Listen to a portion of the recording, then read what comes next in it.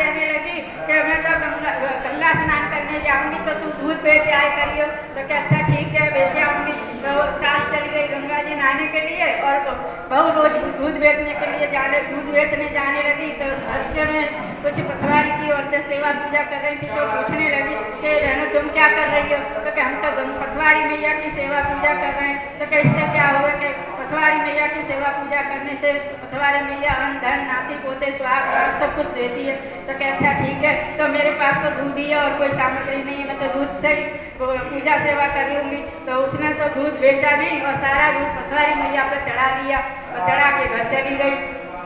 ऐसे करते करते महीना भर पूरा हुआ तो सास आई, महीना भर पूरा हुआ तो पथवारी मैया से कहने लगी कि मैया मैया मैंने तो तुम्हारे पे दूध चढ़ा दिया, सास ने तो मुझे तो दूध बेचने के लिए दिया था तो दूध मैंने बेचा नहीं। सासू माँ मेरे से पैसे मांगेगी, रुपया पैसा मांगेगी तो मैं कहाँ से दूंगी। तो पथवारी मैया ने कही तुमने बड़ी चिंता करी, मेरे पास तो और पैसे वैसे तो है नहीं, अरे कंकर पत्थर है मैडम वो तुम ले जाओ भर के। तो थैला में भर के बहू ले आई और अलमारी में रख दिया।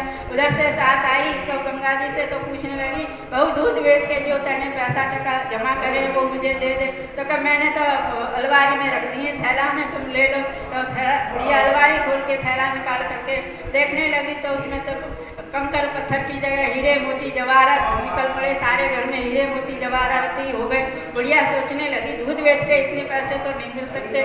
तो बहू से पूछने लगी कि सच्ची बता के कहने इतने धन इकट्ठा कैसे कराए। तो क्या मैंने तो तुमने दूध बेचने मेरे को दिया था, मैंने दूध नहीं बेचा और मैंने पथवारी मैया पे चढ़ा दिया, पथवारी मैया ने मुझे तो सब कुछ दिया है। सास कहने लगी पथवारी मैया इतना सब कुछ देती है तो अगले साल हम भी कार्तिक में पथवारी मैया की सेवा पूजा करेंगे।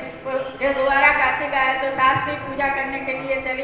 अब जब दूध भर के चली हटिया में तो मन में सोचने लगी कि मैं दूध बेच आती हूँ और दूध आ करके पथवारी पर दूध चढ़ा दूँगी, हड़िया में से दूध चढ़ा दूँगी, पथवारी मैया तो इतना कुछ ऐसे ही दे देगी। यही सोच करके दूध बेच आई सारा और हड़िया को अपने धो धा करके और पथवारी मैया पे चढ़ाने लग गई। करते करते महीना भर पूरा हुआ तो पथवारी मैया से कहने लगी कि मैया मैया मैंने महीना भर तुम्हारी दूध चढ़ा के सेवा पूजा करी है, जो बहू को दियो सो मेरे को दो। तो कैसा ठीक है, बहू तो कंकर पत्थर ले गई थी, तुम भी ले जा इधर से। तो ले जा करके कंकर पत्थर भर के थैला में रख दिए। बहू से पहले कह गई थी तुम मेरे से पैसा मांगी हो दूध के। तो क्या अच्छा ठीक है।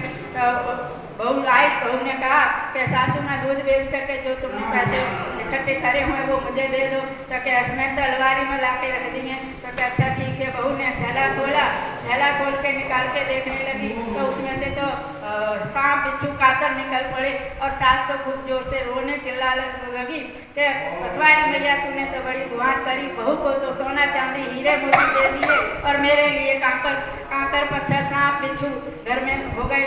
तो पथवारी मैया ने कही वो तो भोले मन से मेरे पर दूध चढ़ा रही थी, तू तो कपट से दूध चढ़ाई थी, जैसी करनी ऐसी भरनी।